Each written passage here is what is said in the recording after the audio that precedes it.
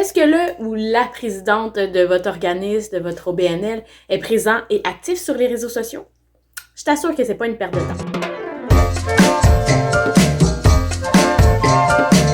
Allô, je suis Christine, créatrice de rayonnement virtuel pour Locas Communication. Selon moi, les entreprises et les organismes ont tellement de belles choses à dire et le président et la présidente de ces organismes-là méritent d'être plus bavards sur le web. La présence, l'activité de la présidente ou du président sur les réseaux sociaux peut vraiment apporter plusieurs bénéfices à l'organisme, à la cause qu'elle défend, notamment là, surtout sur certains médias sociaux particuliers, LinkedIn par exemple, Twitter s'y prête très très bien pour faire rayonner une cause grâce à la présidence. Déjà, cette personne-là a à cœur la cause, donc elle préside l'organisme, notamment parce que la cause la touche personnellement, mais aussi partage les valeurs. Donc, c'est vraiment déjà une personne qui a à cœur que cette cause-là aille plus loin, soit développée, rayonne.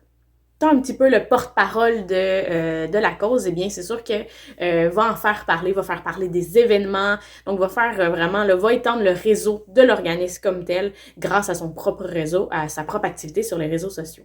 Cette personne-là est un peu une vitrine de l'organisme, que ce soit en réseautant vraiment dans des événements en présentiel ou simplement en virtuel, la présence sur les réseaux sociaux. Donc, c'est un peu une vitrine. Elle permet d'emmener le message un peu partout où elle va grâce à ça.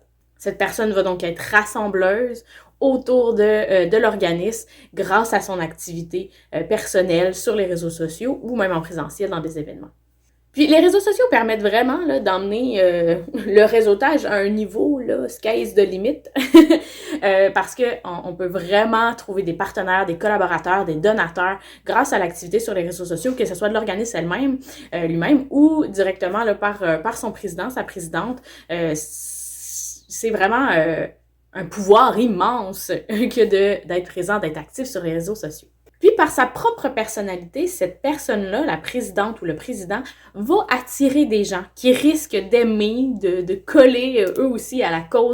Souvent, cette personne a aussi une histoire personnelle avec l'organisme, a été aidée anciennement ou c'est vraiment une cause qu'elle défend depuis toujours, a été bénévole, a été des fois même employée.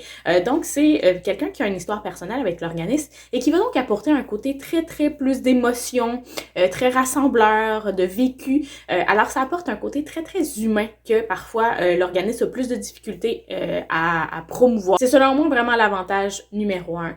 Ce côté tangible, ce côté expérience, ce côté personnel qui fait vraiment toute la différence et qui permet de faire rayonner la cause. Alors, ça vaut vraiment la peine que la personne qui est président ou présidente de votre organisme soit actif sur les médias sociaux.